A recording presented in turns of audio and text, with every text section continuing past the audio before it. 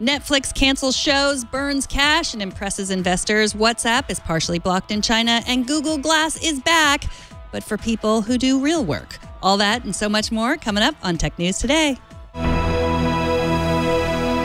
This is Twit. Bandwidth for Tech News Today is provided by CashFly at CACHEFLY.com.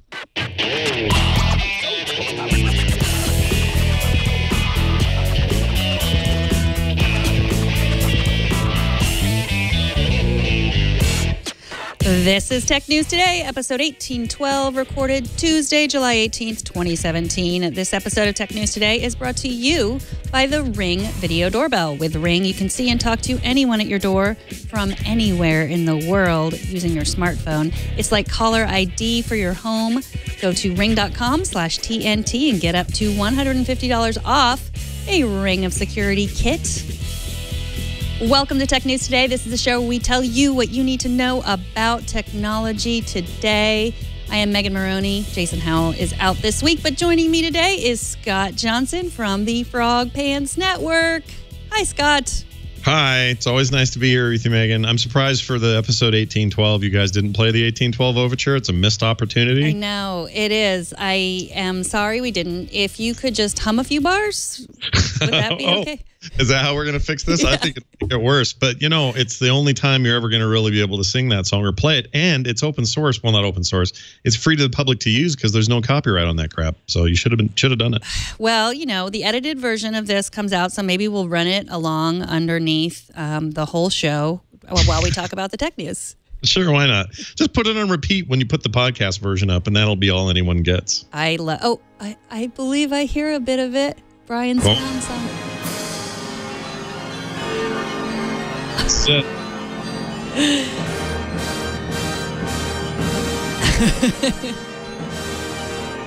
All right, thanks, Brian. Shall we talk about the news? This is a good intro to this. Is kind of how I feel about Netflix earnings today. They are still impressing investors with revenue $2.785 billion in the second quarter of 2017, and Netflix's seemingly endless parade of new subscribers, 5.2 million new customers in this quarter. Netflix shares are at an all-time high, which means the company is now worth more than Time Warner, Sony, and Fox. In its investor letter, Netflix says they're still burning lots of cash, and they will for several more years, and investors are just fine with that too. So good day for Netflix. Yeah, I wasn't it just I don't know when the Cannes Film Festival was, but we were just hearing about how annoyed the rest of the film industry is with Netflix and how frustrated they get that Netflix has picked up the way it has and continues to grow the way it has, and less people going to theaters means less revenue for those theater chains as well as the studios themselves, and a lot of finger pointing at Netflix lately. And I thought when I was hearing all that finger pointing, I'm like, this is a sign of something more than just, oh, isn't it annoying that Netflix is disrupting this age-old industry? And I think that's what we're seeing with these earnings. I mean, we're basically seeing real-time disruption and valuation well above what people expected and no sign of stopping. So if I were the entertainment world that is still doing things not the Netflix way, I would be A, concerned, or B, working really hard on how I plan to compete with them. Yeah, exactly. I mean, yeah, because as we were talking before, you know, HBO has like a slightly different model with releasing their shows once a week. And do people like that or not? You know, if you can binge watch something, are you more likely or less likely to watch it? And does that matter? I mean, this is the first time we've heard that any of their big shows have been canceled. The Get Down and Sense8, which people liked, but apparently not enough people, and they were really expensive. And you know, we thought, is this a bad portent? But I think Reed Hastings on the investor call said something, you know, which is pretty cliche, but probably also true, that if you're not failing, then you're not trying hard enough. So I guess if you're creative, that makes sense. You know, just you want them to shoot for the moon. You don't want to have the idea that Netflix is like, well, you're already subscribed, so we'll just put a bunch of stupid stuff out there because we've already got you. The positive spin on that too is in Sense8's case especially, that show would not exist on any other network. There's no way that thing gets picked up anywhere based on the season and a half that I watched. And the reason I think that is varied, and we don't have to get into it here, but but I think it was a risk, and Netflix is letting creators take risks. And I would say that Orange is the New Black is a risky show that would not be a show you'd see elsewhere.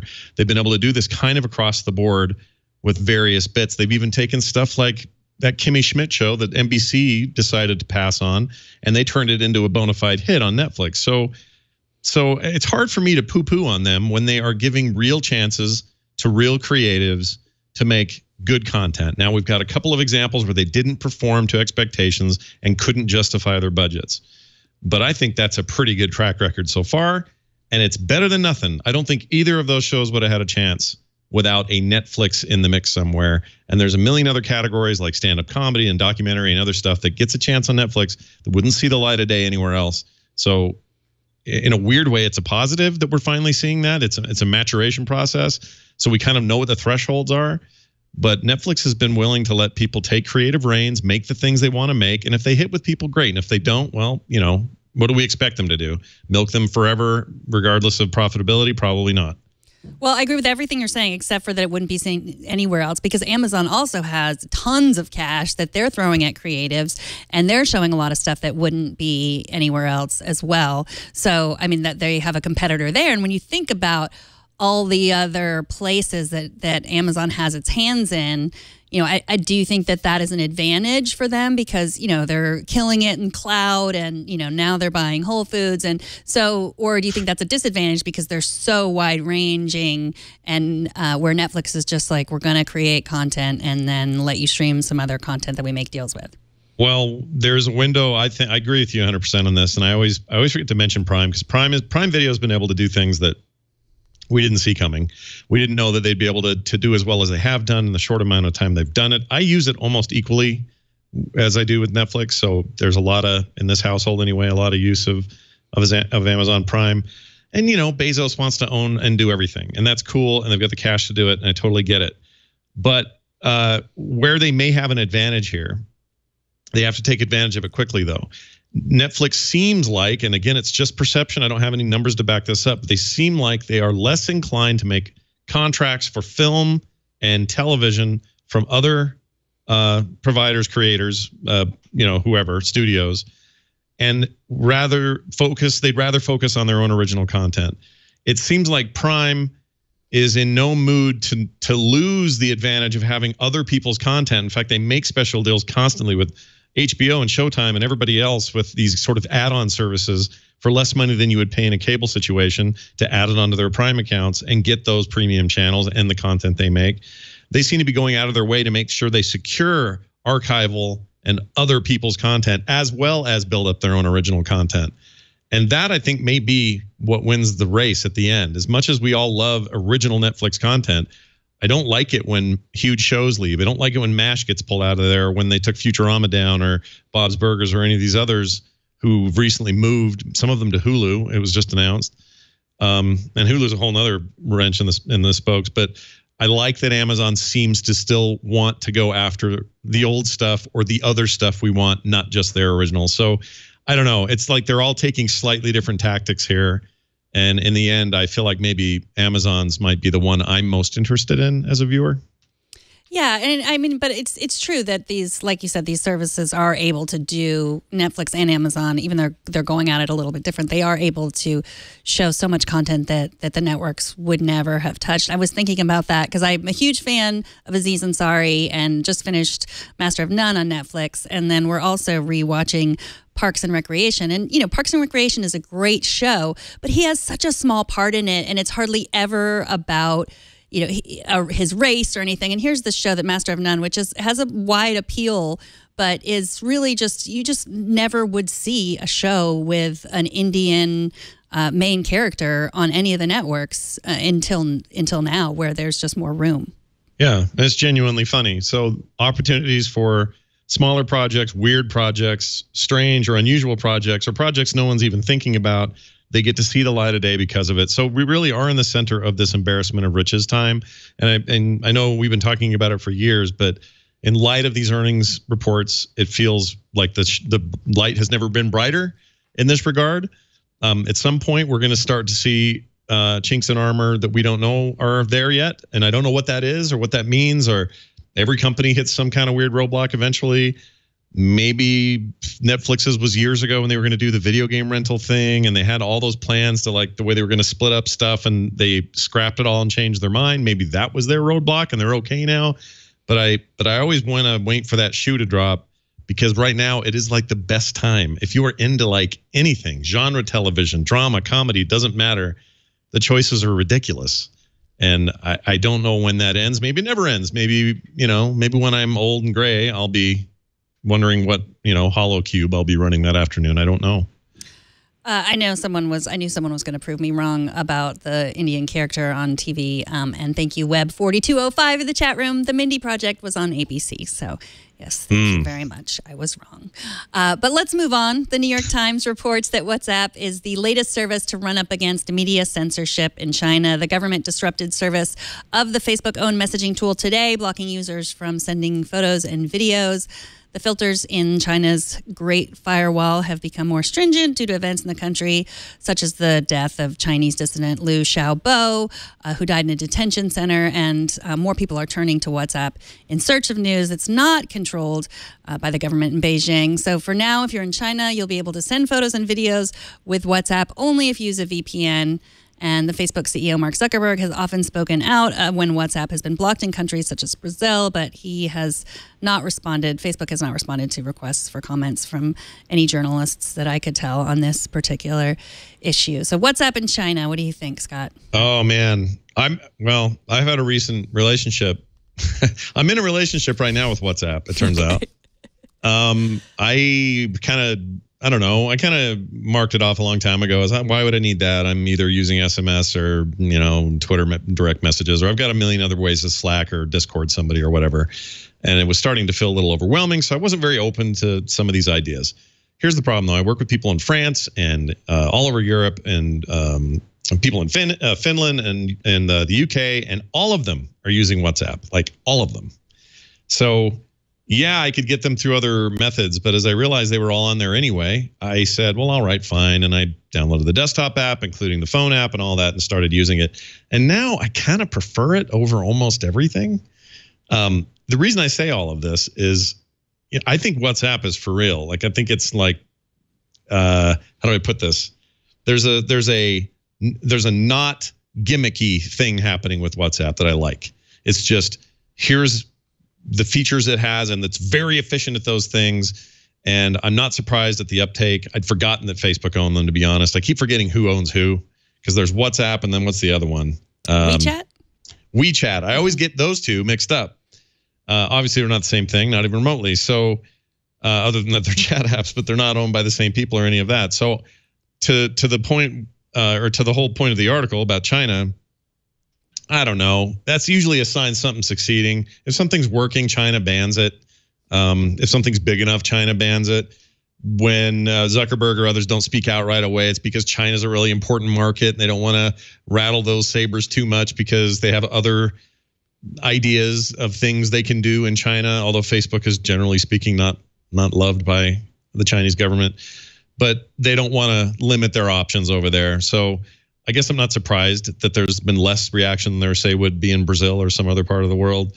I kind of wish we could all just realize that people are going to talk no matter what. So if you shut WhatsApp down, they'll find something else. They'll shut that down, they'll find something else. Like, love always finds a way is one way of putting it. Or so, anyway. Jurassic Park, life always finds a way. China always finds a way. Or you were saying the other way around, that we'll get something else in there. I guess, I mean, WeChat and WhatsApp have a long history. I know WeChat, they tried to buy WhatsApp and Facebook bought them instead.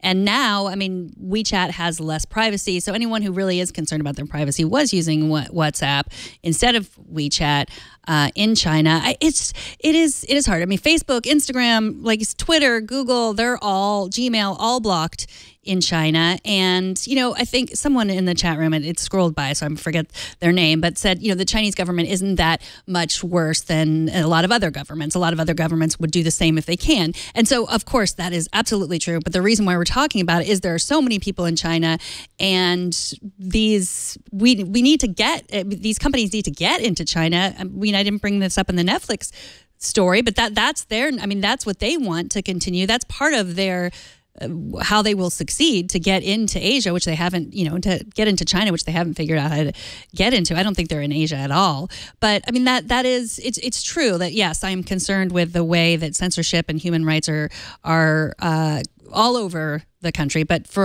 in terms of the tech story here, China is really important because we want to get in there. And by we, I mean, big tech companies want to get in there. Sure. Also, it's impossible to ignore them. They're China. They're huge. They have 1/7 of the world's population. It's a growing market in ways that is astronomical. There's I understand, it's like squeaky wheel gets the grease. This is one big wheel with a lot of squeak and a great deal of grease that people need to grease it. And so it's a bad analogy, but you can't ignore it. In other words, it's impossible to say, now hold on, let's make sure we remember, I don't know, some small tiny African nation that also banned WeChat, and let's talk about them in the same context. You can't. It's not possible. Over 1 billion people live there. Like, to these tech companies, it matters to them where their footholds are, and if they don't have one there, that's going to be bad for them because somebody else will. Now, it may end up in the end that none of us do, and only Chinese companies are allowed to have any sort of foothold there, but that stuff will work itself out over time. I'm fully confident, as history is often a rising road, there'll be a day down the road where we're using a lot more Chinese stuff. They're using a lot more of our stuff and stuff from Europe, and we'll all be getting along much better than we do now. But yeah, Facebook wants to be in there, whether we like that or not. That matters to them. They would like to have a portion of those billion people using their services. Mm-hmm. And I'm with you on WhatsApp as well. I didn't really use it. I had installed it. And then Colleen, who's our supervising producer, she went to Paris. And I felt like I needed to, I regularly use iMessage with her, and I couldn't break that habit. So she told me that I had to use WhatsApp. And I like it. It's not messy. There's not a bunch of stuff like Facebook Messenger, and it's not all stickered up like iMessage. I like it. Yeah, Facebook Messenger, I swear they just need to pass it in front of somebody who understands UI and knock it off, because that thing is like it's like word vomit. I hate it. I can't stand using it. And WeChat has this nice, clean, simple, what I want interface. And every time something changes in the world, people are doing stories on Snapchat and now Instagram. Hurry up, Facebook, and put it in your Messenger. And it ends up being implemented sloppy, and it looks kludgy. And I don't know where I'm actually looking when I open that thing. I just recently purged my Facebook friends list. Sorry, everybody. Aww. But I was accepting friend requests from anybody. And it was like 4,000 or 5,000 people requesting. And I finally said, this is dumb. I'm not using Facebook the way Facebook was intended, the way Zeus built it. So I got to not do this anymore. And I went through manually. I can't believe I did this. But manually, late at night, every day for a few days, I went through and deleted everybody I didn't have some kind of personal relationship with and got them out of there. Man, Facebook's a lot easier to use now. Like, it's actually usable now. It's not just a big giant nightmare bomb. But I'll tell you, as much as Messenger is a way I talk to a number of people, including my mom and my sisters, that thing is a nightmare. So WeChat wins in that regard as well. The hard part is install base. It's really hard for me to convince my mom and my sisters to move to something like WeChat because they're all using Messenger. So it's frustrating. It's true. Mm-hmm.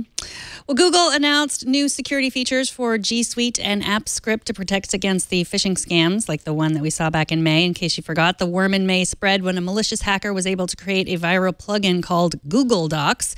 Google says they've changed the way they handle plugins with a new unverified app screen that will appear for a newly created web application and app scripts that require verification. The pop-up comes before the permissions consent screen, so you can think twice before entering your credentials. You also have to actually type the word continue. It won't let you. You have to type, I think if you're watching the video now, you can see you have to type the word continue, which I think is genius because that means you're actually reading what you're doing, because I know a lot of us just like yes. I didn't get scammed by that. I don't even think I got it, because I might have gotten scammed, but I am pretty careful. My wife got it. She knew what it was because I warned her. My mom got it and did it, and so we had to chase that all down and deal with it. So yeah, I saw some people get hit with it. It's funny. It's like they're they're taking an old trick that World of Warcraft uses. If you go into that game and you've got 8 characters and you want to delete one of them, you can't just delete them. You have to type the word delete. So that some script can't come and just wipe out all your characters. And, you know, if you're into that game, that's a lot of invested time and effort and money and everything else. So you have to literally in caps type the word delete for them to confirm that. And I like that. That seems like a bot behavior you could probably replicate at some point. But I'm always happy to see Google and others implement things to take care of this stuff. I mean, that was pretty nasty. That phishing scheme was, in all my time in tech, as many decades as I've been in this mess, I'd never seen anything quite like it. It was the most convincing, frustrating, irritating thing I'd ever seen outside of viruses that would just eat your hard drive and kill your computer back in the late 90s. And so, yeah, anything they can do, thank you, Google, I guess. Well, they strengthened the developer registration systems back in May. Right away, that's what they did. So it was harder to be accepted. And then this is only for new apps. So if you are a developer and you have an app, make sure that your contact information is updated, because they said that they're going to be contacting you soon to confirm that your app is verified. And yeah, so it's, yeah. Thank you, Google. I say thank you, Google, too. Business Insider says Google Assistant on the iPhone has only been downloaded 300,000 times since its launch 2 months ago. The data comes from App Annie, and Google declined to comment on its accuracy. But if it is true, I say your loss, everyone who hasn't downloaded Assistant. I use it every day. It's amazing. It's literally only one more tap than Siri. I don't have my iPhone here with me because I had Georgia Dow on the show yesterday, and she pointed out, how far away is your iPhone? And I realized it was right here. So I thought, I'm not going to bring it today. But do you use Google Assistant on the iPhone? I do quite a bit. I use it on the desktop as well. In fact, I use Voice Assistant over my browser all the time. I like it a lot. The truth is, the things I use voice assistants for, whether it's the Echo or my phone or whatever, if it's Siri or whatever, most of what I use it for is, you know, add a calendar thing or check my calendar, or I need to save a note for later, or set an alarm for an hour from now, or that kind of stuff. It's real rudimentary. It's pretty rare that I'm looking for really specific information. So I think I'm a kind of a bad use case for this stuff, because in that case, all of these voice assistants work great. I don't have any problem with any of them. Siri does that stuff fine. Cortana does that stuff fine. All of them do fine. Probably more than anything, I use the Amazon Echo for most voice command stuff that I do. All of that being said, there's more to it than that on the iPhone, and I like that app a lot. So yeah, I totally use it. But I'm not surprised that there are less of them. First of all, they don't really push it or market it much. That's not really Google's way. They just sort of put apps out and people use them or they don't. And you're talking about a device that has an integrated part of the system marketed voice assistant in Siri that is just there. And I think that's a huge advantage for Android, because Google Assistant is there. And it's the first thing you do when you do anything over there, and just like Siri is over here. So what I wish, not saying this is going to happen, maybe, I don't know. I used to wish things would happen way in the past that are now happening with iPhone, so maybe it will happen. But I wish they would third-party API that out, so that if you had some other voice assistant, be it Cortana, be it Google Assistant, whatever it is, let me make that the default. There's no reason technically they can't. It's purely a, not spite, but, you know, Apple doesn't want to have Google's Assistant as the main thing. I totally get it. They got their own branded deal. I totally get it. But I kind of wish they'd just do it. And I think that would make the phone even, it's already my favorite phone. Just give me one more reason to like it. Yeah, I get it. They'll never do that, Scott. I hate to make it to you. They never will. They probably won't. But you know what? I used to think they weren't going to do that with other stuff, like on the lock screen. They wouldn't. Back in the day, you couldn't reply directly to a third-party app if you wanted to from the lock screen, or you couldn't have integrated, you know, apps using like 1Password across different apps and things like that. Like, they've slowly let go of some of that grip, you know? In fact, the iPhone's kind of the story of that. How long till they quit trying to control that? How long till they quit trying to control that? When can I delete the default apps? Like, all of those questions seem like they were no's for a very long time. So I'm not 100% convinced this can't happen. I think it can, but I'm not holding my breath or anything. Okay. I am impressed with your optimism and your belief in Apple. But for now, it's really not that. I mean, I have the Assistant app. It's like the one where my thumb touches right here. If you have 3D touch, you hard press and it says talk to your assistant. So it's really just like one more press that it is the home button. Of course, and if you want to just use voice and say, hey, whatever, open my assistant, and then you can use it through that. But then you also can't, I can't unlock or lock my doors. I can't turn it off and on my lights. All those things that are integrated into Siri, you can't do. But yeah, I think more people, I think as a public service announcement to you people out there, download Google Assistant, try it. It wasn't great on the first day. It took a while for it to get better, but it's really good for directions and just, when you want to figure out who, if there were any TV shows on regular networks that had Indian stars in them, for example. If I had my phone here, I could have asked that before. And a friendly reminder, for whatever reason, Google makes really nice iOS apps. Sometimes they're better than the Android versions that they have on their flagship platform. I don't know why that is or what's going on there, but they have a team over there that makes great iOS apps, and this is no exception to that. And people should totally try it. 300,000 of you is not enough. Mm-hmm. Yeah, it's third-party data. We don't know for sure, but yeah. Well, after the break, we're still going to be talking about Google. Google Glass is back, and I dare you to call the factory workers and doctors who use it glass holes. I dare you. But first, let's take a minute to thank Ring, the sponsor of this episode. Ring's mission is to make neighborhoods safer. Today, over 1 million people use this amazing product. It's called the Ring Video Doorbell. If you haven't heard us talk about it before, it will help you protect your home. Ring knows home security begins at the front door, but it doesn't end there. That's why they're extending the same level of security to the rest of your home with the Ring Floodlight Cam. It's just like a floodlight. You need a floodlight, and it has a camera. Ring's Video Doorbell is just like the Floodlight Cam, but without the light. The Floodlight Cam is a motion-activated camera and a floodlight that connects to your phone. It has HD video and two-way audio. It also lets you know the moment anyone steps on your property. You can see and speak to visitors. Even set off an alarm right from your phone with Ring's Floodlight Cam. When things go bump in the night, you will immediately know what it is. Whether you're inside, down the street, in another country, you'll know. Whether you're home or away, the Ring Floodlight Cam lets you keep an eye on your home. Ring Floodlight Cams offer the ultimate in-home security with high visibility floodlights and powerful HD cameras that put security in your hands. That's why it was named the Wall Street Journal's Best of CES 2017. Monitor every corner of your property with a Ring of Security kit. All kits include a Ring Video Doorbell and your choice of either 1, 2, or 3 floodlight cams. Connect your Ring Video Doorbell with your favorite smart locks and hubs for added convenience, monitoring, and security. With Ring, you are always home. So right now, if you're watching or listening, you can save up to $150 off a Ring of Security kit. All you have to do is go to ring.com/TNT. That's ring.com/TNT. Don't forget to add that TNT, stands for Tech News Today. That's the way they know that we sent you to them. And of course, we thank Ring for their support. Google Glass is back, but not for checking your Insta feed from your glasses. The newly revamped Glass Enterprise Edition is designed for the non-information workers among us, meaning people who still work with people and things instead of in front of a screen, hands on a keyboard all day. So we're talking about doctors, factory workers, automobile assemblers, makers of agricultural equipment, and others. Scott, what do you make of this new chapter in the life of this much derided product?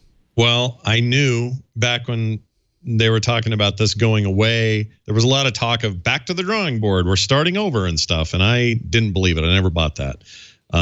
I think Google is willing. They're the kind of company that's willing to say, all right, we're going to try this, and to a certain point, it's pretty close to a retail product, but we still, need to iterate and figure this thing out, and they went pretty far with that. People could buy it, they could wear it, gained a weird reputation. I think they needed that feedback to kind of know what the reception would be. And I think rightly they said, well, time to turn inward and work on it some more.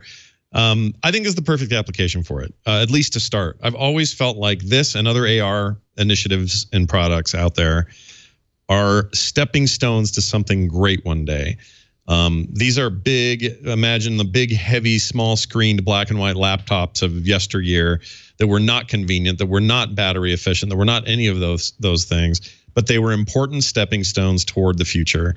And the future that we have now is pretty incredible, with 15 hours of battery life and super thinness and incredible OS capabilities. And they're great. Like, I don't see any reason why AR, Google Glass among them, can't, find a foothold and develop over time. But we are 10 years away, in my opinion, from where we really want to be, which is a place of size is going to matter. It's going to be real small, and it's going to be hard to detect, and they're going to be ubiquitous, and they're going to be really inexpensive. And we're going to have people using some kind of AR or some kind of device like what Google Glass is trying to do. And it will be like cell phones, and we'll be past all of the awkward stages. We won't be carrying around giant bricks anymore. VR, AR, all of that stuff is going to get to this place. And when we get there, it's going to be a really great place to be. But there has to be these stepping stones. So I think it's brilliant that A, they didn't can it, and B, the way this becomes a stepping stone is that it's not for you on the bus. It's for a doctor in a research lab. It's for a heavy machinery technician in a factory. It's somebody who's working in, really strange conditions with really interesting equipment and needs this kind of help and assistance. So it's a great place to start getting your feet wet and to see this grow and evolve.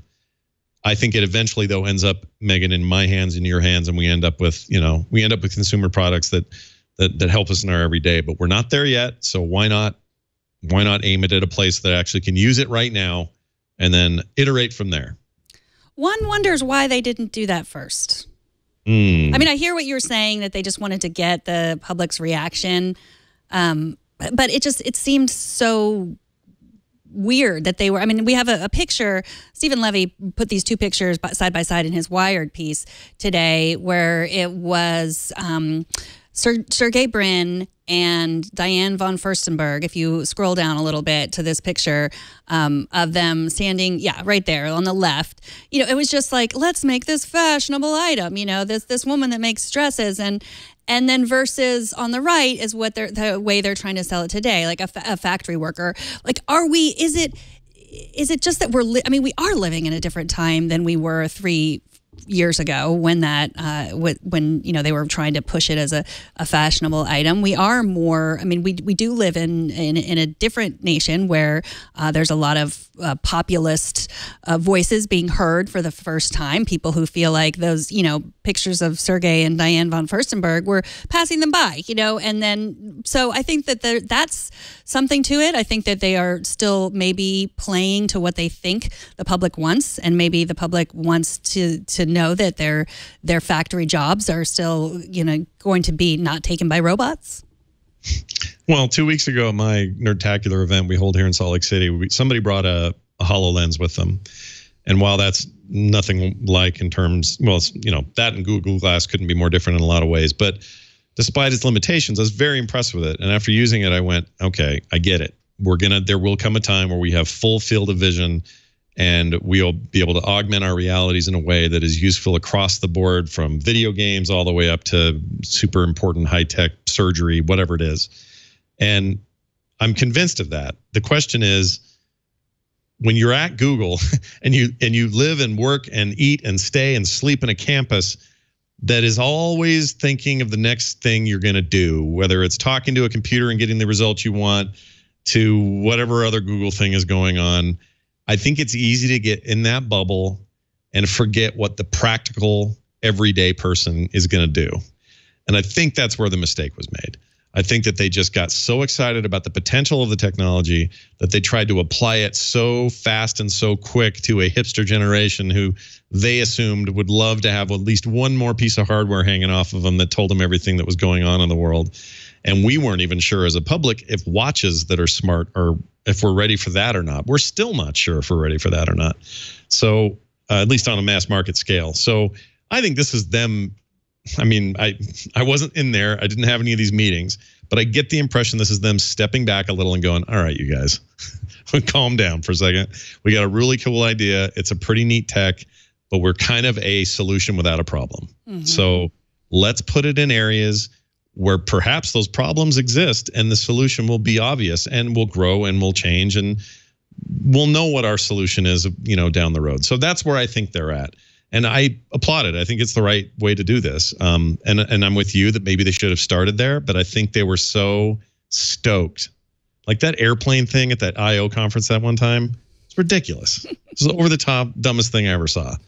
And it made me realize, well, they don't really know what we want out of this, do they? Because I'm not jumping out of planes so I can go speak at a conference, and they just got a little over their own heads. So this is a good thing. This is them stepping back, getting a little bit more real, and they'll probably make some money in the meantime. Even if this goes nowhere, even if you and I don't end up with something Google Glass related, it won't happen. Here's one thing they do have to do though: change the stupid name.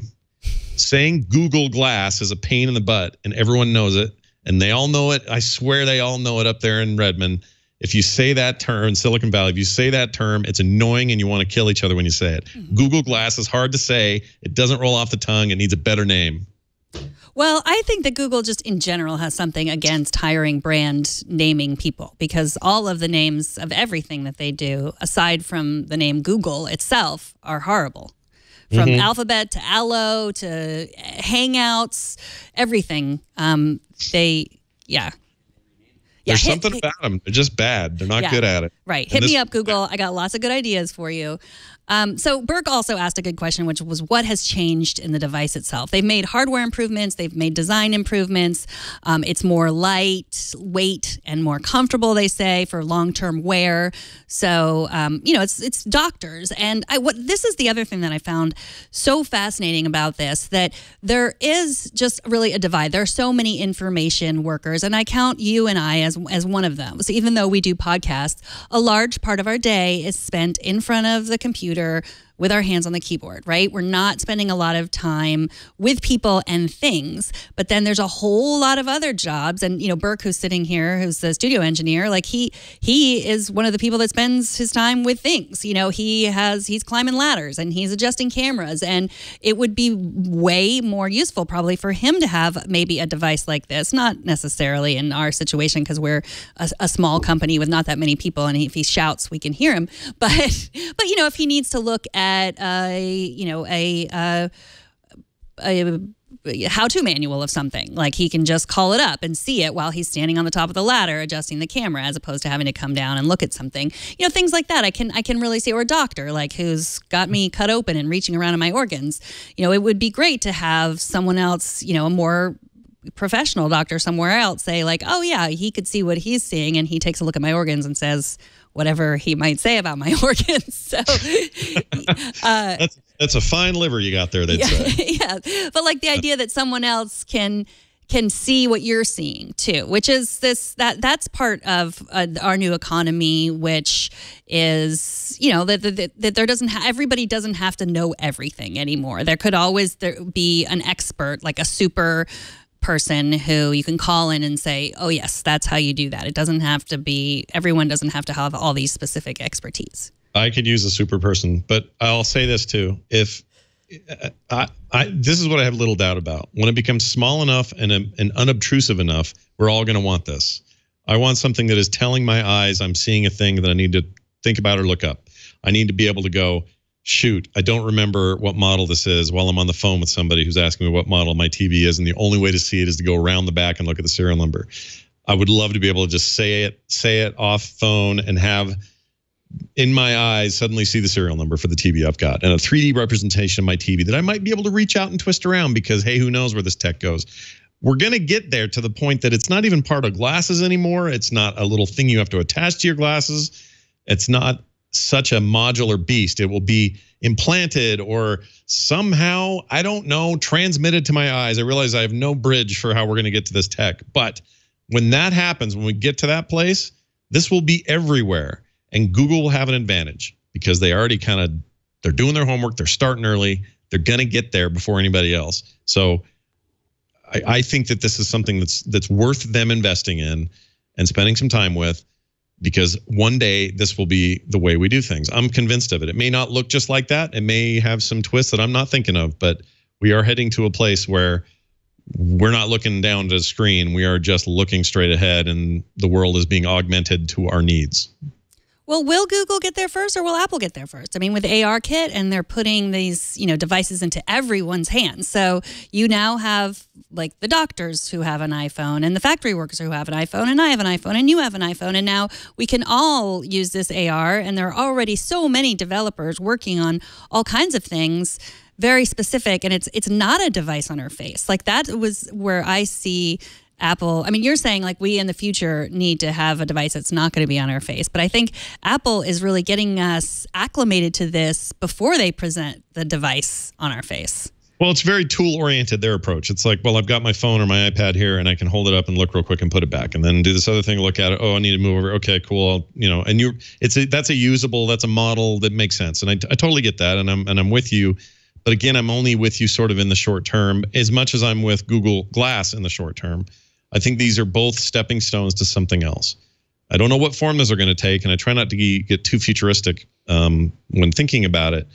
But I really think, in the same way that phones and their ubiquity now are based on thinness and inexpensiveness and access to the internet and ease of use and wireless connectivity wherever you are, all those things matter now. But we didn't think about all that stuff 20 years ago. We just thought we needed to make phone calls.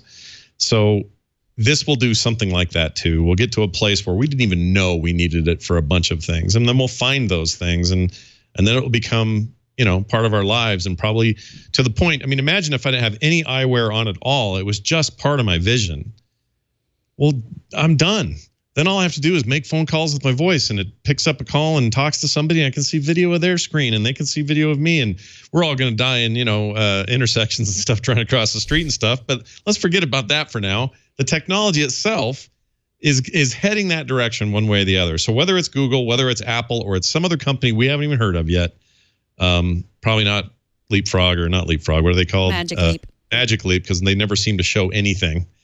I get annoyed with them, but it's going to be somebody, and whether it's any of these companies we already know or not, it doesn't matter so much to me as that does feel like the future of communication. How we get there, I don't know, but I like both approaches. I do like ARKit in that I will be using that as a consumer, whereas Google Glass will continue to be this weird thing I don't really get to have access to for a while. Mm-hmm. Well, yeah, and Microsoft too. I mean, you started talking about HoloLens as well. I want holograms. I am all in on holograms. I want to be able to say, like, just do this with my hand, and there's a screen there, and it'll show me everything I need to do, and I can just then swipe it away. Yeah, it really impressed me, that thing. Other than its field of view, that thing's still kind of a problem for it. But what it was doing, if you take into account some of the technical weaknesses that you can't quite get over right now, really impressive. But I'm not wearing that thing at the mall. I'm not going to drive anywhere with that thing on. I'm barely going to do it with Google Glass or an equivalent. They're goofy and weird, and we are still flesh and blood people that have certain social mores that we like to adhere to. And over time, some of that gets overcome. I remember when having a cell phone out in public seemed weird. I remember when talking on Bluetooth wireless headsets, while still annoying, was pretty weird. It's not weird anymore. So we also have to get to that place, whatever that is. And right now, I mean, maybe this is one where Apple's got the right idea from a consumer standpoint. Holding up a phone over something is not strange to see people doing that. So immediately that kind of AR is going to be accessible and quick and easy and not weird. But me having some sort of headset on and scanning people and things in areas is freaking weird. Yeah. Simple as that. Burke says having a robot body will be our AR. So, yeah, exactly. Burke has always said, he's said this for you. Oh, look, he's got a little sign. Burke is never wrong. I just want to put that out there. I've never known him to be wrong. So none of his predictions have happened yet, but that doesn't mean he's wrong. It just means we're not enough yet. Right. And yesterday he asked for the chainsaw arm emoji, and I expect that in Unicode 10.5 probably. So. Okay, I got some feedback from Bo from Nashville. He writes, okay, so I got to set this up first. Yesterday, I talked about apps that let you remote start your car from your Apple Watch, which is very cool. I don't need it here, but you probably need it in your cold climate where, it's snowing outside and you want to start your car before you go out. But they also let you remote stop your car. And I was very confused about why you would want to remote stop your car. I guess if like you want to be in the heat and then you go inside to turn it off, I'm not sure. But Bo says one reason to remote stop your car is if you remotely start it, but your plans changed or got canceled. I can see why it'd be helpful to have a way to stop the car in that case. I guess, yeah, if you are going to have something that starts your car, you should have something that stops your car. Do you remote start your car, Scott? I don't. I mean, we do get winters here and we get snow and stuff, but it's never so bad that I have ever really had to worry about it. And because I have my own home studio, I'm often not driving in the winter. Really have to go to too many places, but in the summer, well, like right now it's 102 degrees outside. It's very, very hot this time of year, unusually anyway. And that's actually more of the time I'll use it because I've got my car parked someplace. I would love to get the AC going before I get into that 110 degree space and want to die while I'm in there. So yeah, I'm all for this. Love the remote idea. And TNT's fan of the day is Bean, who says, watching the hashtag Evo 2017 Marvel versus Capcom 3 finals and TNT at the same time. And I think Megan should try Street Fighter. She can win. I'm willing to try anything once. How can I play this Street Fighter he speaks of, Scott? All you need to do is go buy a copy for your PlayStation 4. Do you have a PlayStation 4? No. Do you have an Xbox One? No, I have a Mac. You have a Mac. You might. You know, I think you're hosed. You need Apple TV. Apple TV. No, you're still hosed. Although there is some weird championship edition thing that's coming out on iOS that it's not going to be a competition level version of Street Fighter, but it does look kind of interesting. But Evo was huge this last couple of weeks. People really into it. So I think you should make some changes in your life and become the next great contender in Street Fighter and Street Fighter versus Capcom. I think that's a great idea. I have a Surface book that Leo lent me. Can I play it on that? Yeah, I think you can get. Steam has a version. I don't know if it's that version, but they've got versions of Street Fighter. They have Street Fighter 5 on there, which is the most recent version of the straight-up Street Fighter game series. So, yeah, you could. You need a controller, though. You don't want to do it with a keyboard. Okay. So like an Xbox 360 or Xbox One controller. Actually, any controller would work. But yeah, this is your chance. This is your time to shine, Megan. I'm super stoked for you. Well, if Bean, our fan of the day, says I should, and you say I should, I don't need any more advice. Except for Evo, that doesn't stand for extra virgin olive oil, does it? No, it does not. In fact, I'm not even sure what it stands for. I've never known, but I love that particular competition. You'll never see a more fierce esport in your life. Okay. Like it is something else to watch two dudes in a chair go at it in the finals in that game is like nothing you've ever seen. So we just got to get you into the minor leagues, work you up the chain. You'll be the biggest hit ever you watch. All right. Well, show us how you watch or listen to TNT. Just record a video or take a picture of yourself or your setup, post it to Instagram, Google+, Twitter, or Facebook, and use the hashtag HowIWatchTNT, and we are going to find it. We are not done talking about robots yet. Twitter user Bilal Faruqi says the security robot at his office building in D.C. had enough and decided to drown himself in the decorative fountain that he was in charge of protecting. We were promised flying cars, Bilal said. Instead, we got suicidal robots. Now, what do you think, Scott? Do you think this is in response to everyone talking about Elon Musk's fear of AI or what? That guy almost got 300,000 likes and 150,000 retweets. Crazy. Just by taking a picture outside his office window. I think it's just, once again, proof that this stuff's not nearly as scary as we think it is. And most of the time they're kind of dopey. And if they're not running properly, sometimes they'll fall into ponds. So make a wish, I guess. I'm not sure what you're supposed to do when a robot falls in a pond, but it feels like you should make a wish or something like that. Well, I mean, I think that it really is one of those typical robot problems. Like there were just stairs. Why there were stairs leading into the fountain, I am still unclear about that. But like robots don't do stairs. Most robots don't do stairs. I think Boston Dynamics has some stair climbing robots. But yeah, these are Nightscape robots. They said this was an isolated incident. For now, all of the robots aren't ending it. But Nightscape was the same company who had the robot that ran into the toddler, the security robot. So, yeah, and got pushed over by a drunk frat guy. Small steps, baby steps we're making here. No reference to the toddler, but baby steps in this technology. It's like we're going to get there eventually where we can trust these things. They can wander around us in public and take care of a lot of the things that we don't want to do anymore. But until then, you're going to get one in the drink once in a while. You're going to have one run over your kid. It's fine.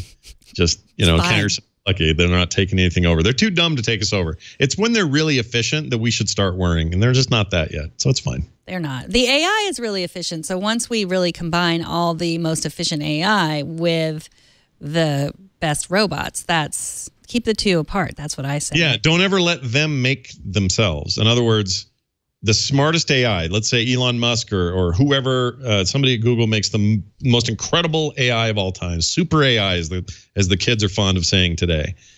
That's great, but do not let them be in charge of the factories that build the actual mobile robots. Then you're okay. If they're just these dumb robots dudes are making, you can put a super AI inside of those. Who cares? They'll still fall over and not be great. It's like me in basketball. I understand the game. I'm a pretty smart guy, but don't put me on the court. You're all going to lose. So it's like that. Just don't let them make the robots themselves. That's when we have trouble. When we start automating the creation of robots and other AIs, that's all the red flags. Everything up to that, who cares? It's still us just being dumb humans. It's fine. But that's what AI is, right? I mean, that is what AI is, like being able to then do, like, we're not just teaching a thing how to do a thing. We're teaching a thing to learn how to do other things. So how do you stop it? I don't know. There's probably not I mean, I have a fairly optimistic view of the future, especially when it comes to technology. This is a hard one to answer, because if we do too good of a job at building a thing that can then learn for itself, we are basically creating life. And it opens up all kinds of science fiction style questions, but they're becoming more and more real, or the potential is becoming more and more real as we move forward. So it's one I have a hard time answering in a very optimistic way. I mean, it may be that we just have to have safeguards, and those safeguards are things that put certain limits on certain kinds of behaviors or something. But we are going to have to start having those conversations. If they are self-learning, will they learn to have a conscience? Will some of them not learn to have one? Will they be defective like we are? Will they have the equivalent of mental illness? Will they, combine their forces and decide, well, they are superior, therefore we are not. Therefore, the law of survivability means they go and we stay. Like, there's a lot of those questions that sound kind of silly on the face of them, but we're now getting to a place where we need to kind of start asking those questions. And smart people are. Bill Gates asks those questions and says we need to be careful. And Elon Musk says he's the thing that scares him the most in the world is super AI. And Stephen Hawking says you've got to be careful, guys. Like, we just don't go too fast. Let's walk, not run. Let's figure this out slowly. So if those guys are saying stuff, if they're throwing out warnings, I think it's time to maybe take that stuff seriously. But I'm not that worried. It's fine. It mostly just plays my music and cooks my food. And what else do I need? Exactly. Well, Burke, who is always right, has some final words on this topic. Stairs are humanity's only hope for survival. Amen, Burke. He's not wrong. If we put enough stairs everywhere, those robots will have no chance. Mm-hmm. Yep. So escalators, no. Moving sidewalks, no. Stairs are our future. Yep. Love it. Well, Scott, once again, it was a pleasure to spend this time with you. I think we might have asked more questions than we answered, but tell everyone where the best place to find you. Scott Johnson on Twitter. Where you have the Frog Pants Twitch network. Is there any place else? Where's the best place to find all the podcasts that you do and all your comics and everything? Well, all the stuff you may want to find, including we have a bunch of archival photos and video and stuff going up now from the Nerdtacular convention, which happened a couple of weeks ago. Big success, totally fun. That's always fun to look at, so you can check that out there as well. But it's frogpants.com for all of it. And if you like daily shows, you probably do because you're listening to this or watching this, and you hear it every day, and you'd like to hear what Megan and Jason have going on. Might I suggest another daily routine you might want to get into, and that is our award-winning. We've won some awards. It's not that big a deal. But with our award-winning morning show that airs every Monday through Thursday at 9 a.m. Pacific, live at frogpants.tv. And it's called The Morning Stream. And I've been hosting that since 2011. We're up to 1,303 episodes or something. And we do it every day. So if you are into that, want to be around a great chat room and a bunch of friends of this network of Twit, come check us out. We're over there at frogpants.com/TMS. And as always, thanks for having me on, Megan. It's always a pleasure. Oh, it is always a pleasure to talk to you. Thanks so much, Scott. We'll see you soon. Yep. TNT records live every Monday through Friday at 4 p.m. Pacific, 7 p.m. Eastern. That is 2300 UTC at twit.tv/live. You can be part of the show by emailing us at tnt@twit.tv. You can also leave us a short voicemail at 260-TNT-SHOW. And you can find us on Twitter at Tech News Today TV. And subscribe to the show at twit.tv/TNT. You can find all the ways there. And if you want to tweet at me to tell me what EVO stands for, because even Burke didn't know. He thinks maybe it's short for evolution. I don't know. I'm at Megan Maroney. Thank you to our technical director, Brian. Thank you to Burke for always being right about everything. Thank you to Kevin for editing the show. Or Brian. Are you editing the show today, Brian? Oh, thank you to Kevin then. And thanks to you for talking tech with us. We'll see you tomorrow.